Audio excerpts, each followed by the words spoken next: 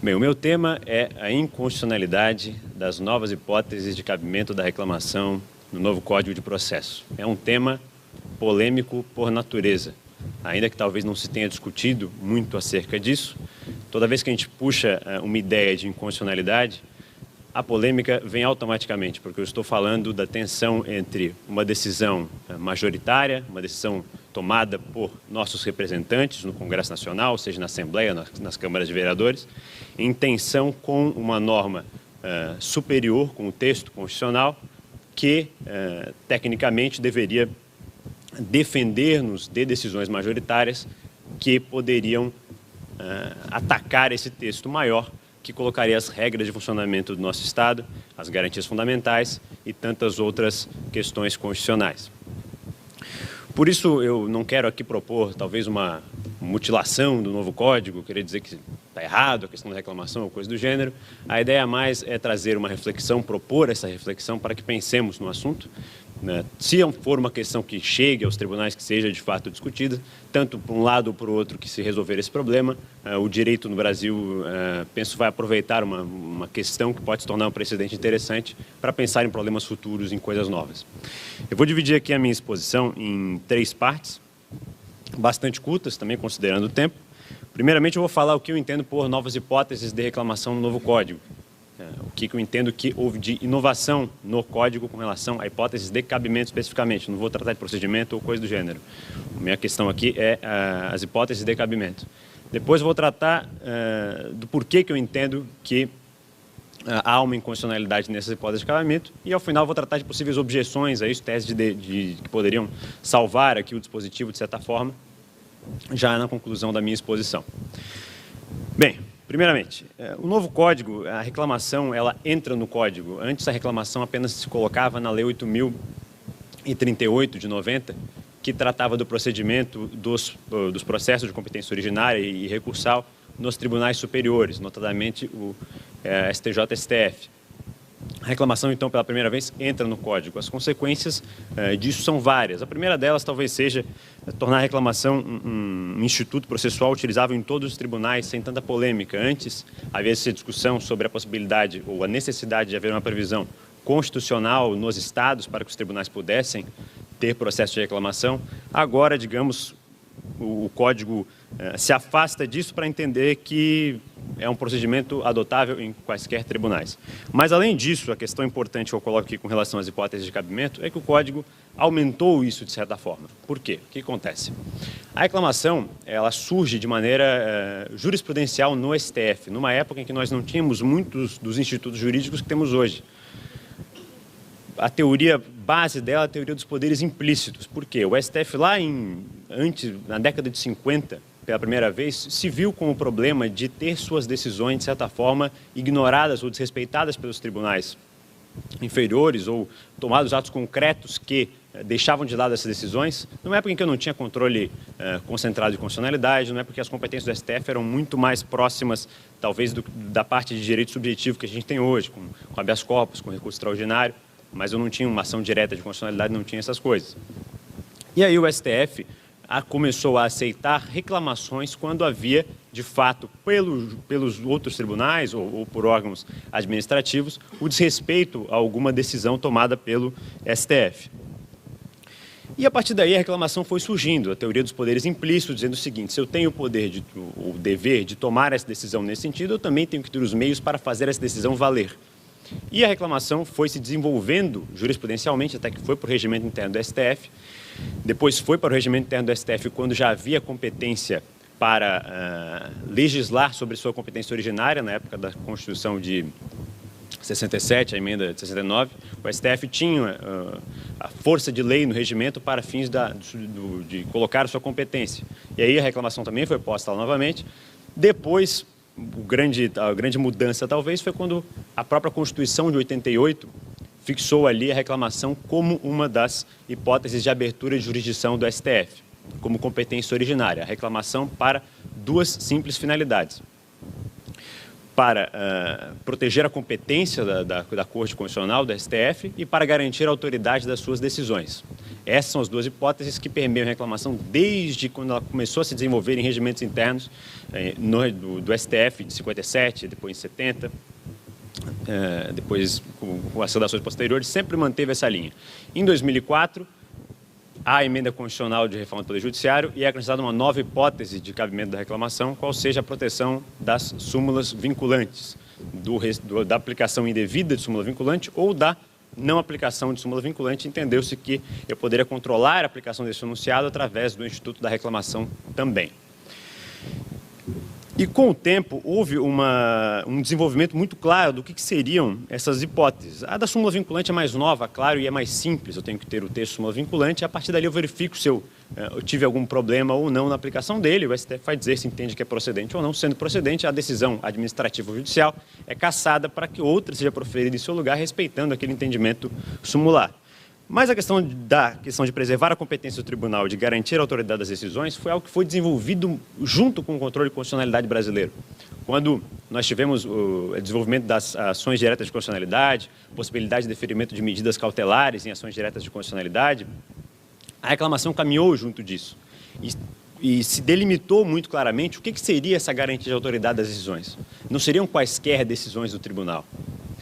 Eu só estaria falando de decisões que tivessem efeito vinculante de controle de constitucionalidade, ou então de questões decididas em processo subjetivo em que a parte reclamante seja a parte que teve aquela decisão tomada no seu processo. Isto é, eu tenho um recurso extraordinário, em que eu ganho qualquer direito que eu esteja a discutir, depois essa decisão sendo desrespeitada de uma forma qualquer, eu, enquanto parte, poderia reclamar ao STF por via de reclamação, que é um procedimento altamente... Ele gira a lógica do processo, uma vez que eu posso subir ao STF do nada, tecnicamente. Eu não preciso esgotar as instâncias ou coisa do gênero, a reclamação não pressupõe isso.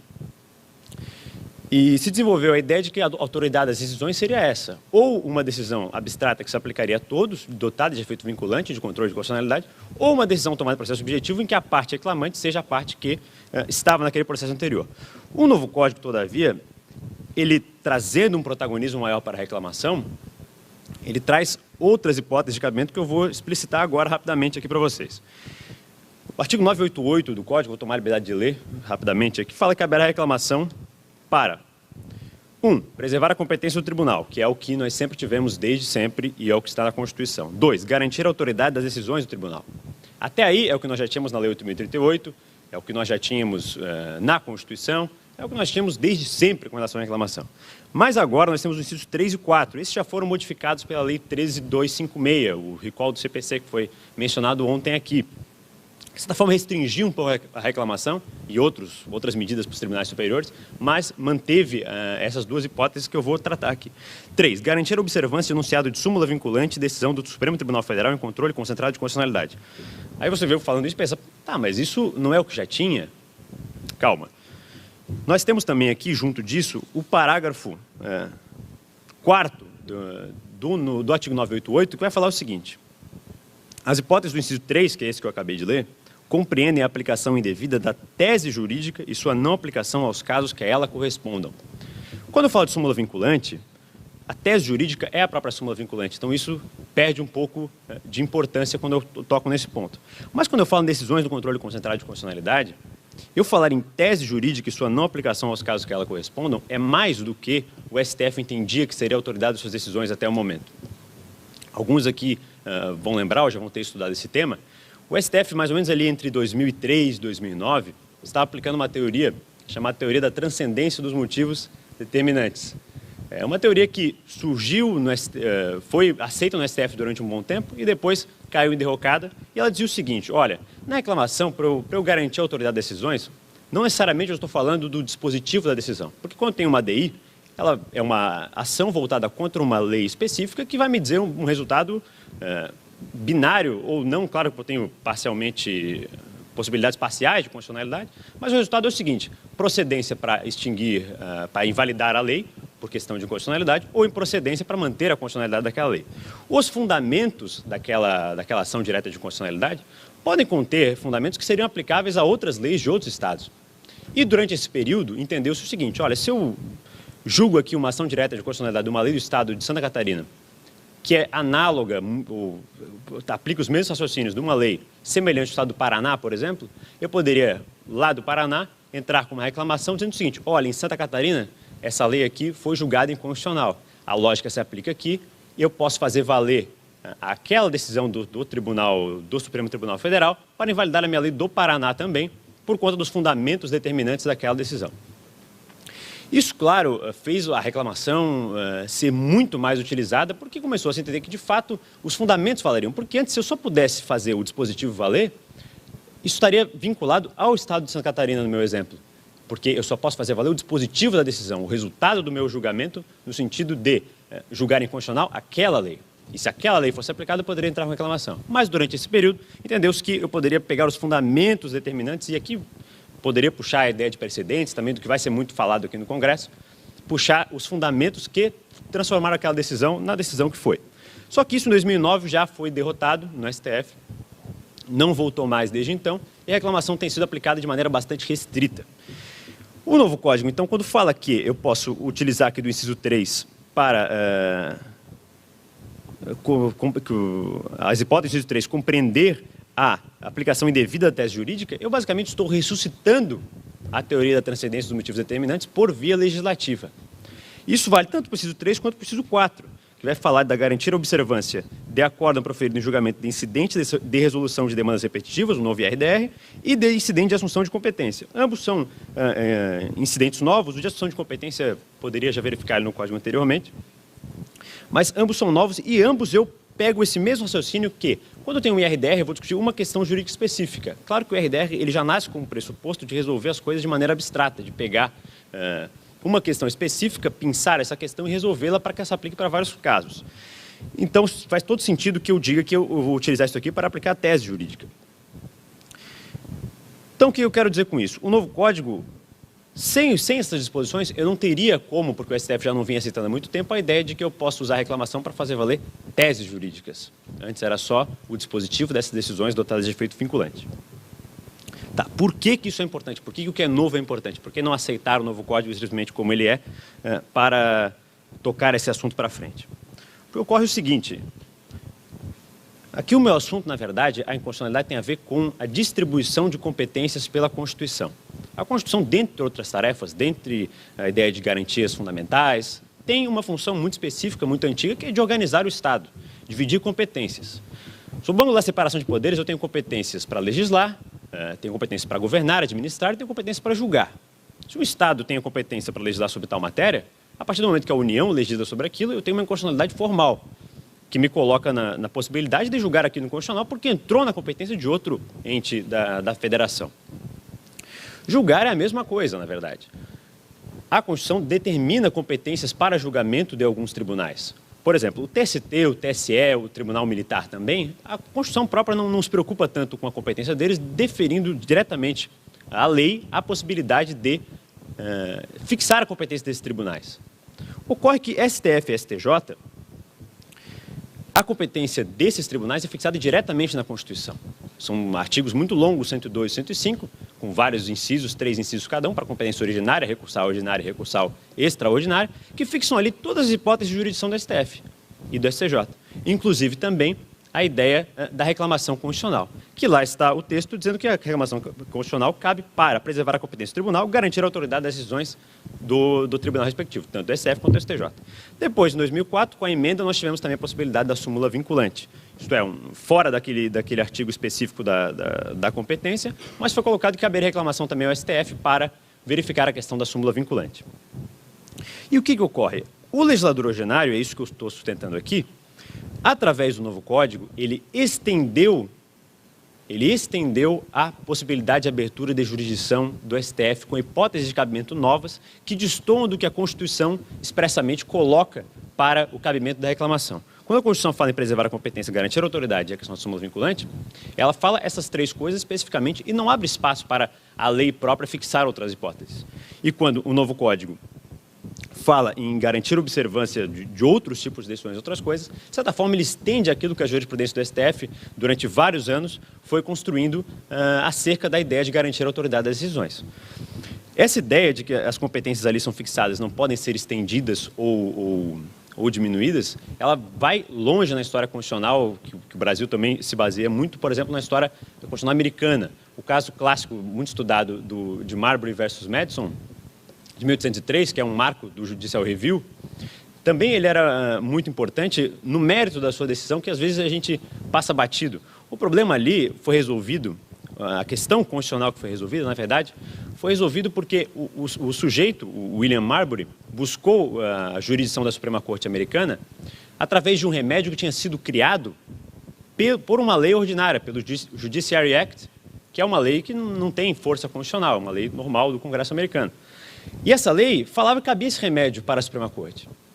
Contudo, a Constituição americana fixava competências específicas da Suprema Corte e colocava ali que cabiam aqui, fixava taxativamente, de certa forma. E lá se entendeu o seguinte, olha, se a Constituição fixa competências do STF, da Suprema Corte deles lá, a lei ordinária não pode estender essas competências por lei ordinária, teria que ser por emenda constitucional, o que não ocorreu no caso, e aí o William Marbury perdeu, aquilo lá foi entendido como inconstitucional, e aí o resto é história.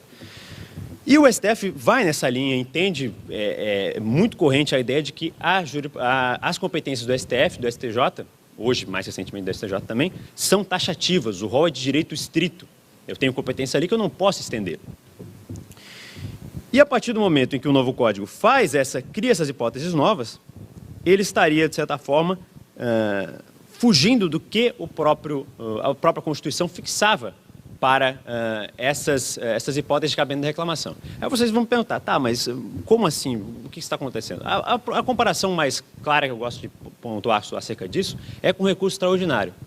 É corrente a afirmação na doutrina, na jurisprudência, é bastante tranquilo isso, que o legislador ordinário não poderia criar novas hipóteses de cabimento para recursos extraordinários, para recursos especiais. A razão para isso é porque a Constituição explicita ali as hipóteses de cabimento.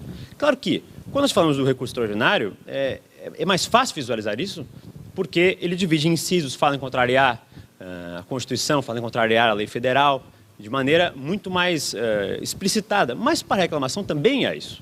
Porque quando eu falo que abre a reclamação para X e Y, e depois eu trago por emenda constitucional a ideia de que cabe também para a súmula vinculante, eu estou basicamente fixando hipóteses de cabimento. E aí, o que se entende é o seguinte, se eu tenho aqui esses dois incisos a mais que tratam de temas diversos, eles estariam indo a mais do que a Constituição tinha permitido da jurisdição do STF. Falando aqui brevemente também das objeções que existem, são claras, porque isso aqui é só uma ideia, na verdade, acerca desse ponto. A primeira delas é o seguinte, poderia-se dizer o seguinte, não, mas olha, a União tem competência para legislar sobre processo. E quando ela tem competência para legislar sobre processo, eu poderia claramente ter aqui novas hipóteses de cabimento da reclamação. A isso eu digo que não se poderia, porque é o seguinte, a Constituição está impregnada de normas de processo também, como está impregnada de normas de outras áreas do direito também. A questão toda é que a Constituição, a partir do momento que fixa essas regras específicas de várias áreas do direito, ela trava, de certa forma, a capacidade do legislador ordinário mexer nesse tipo de coisa.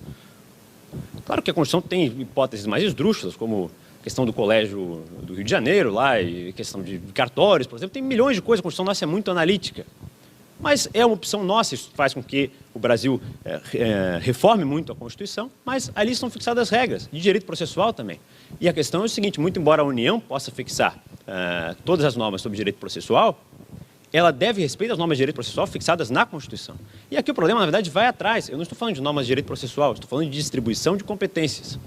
Por isso, esse argumento não é relevante para resolver esse problema, na minha opinião. Outra questão, talvez esse seja o mais forte, na verdade.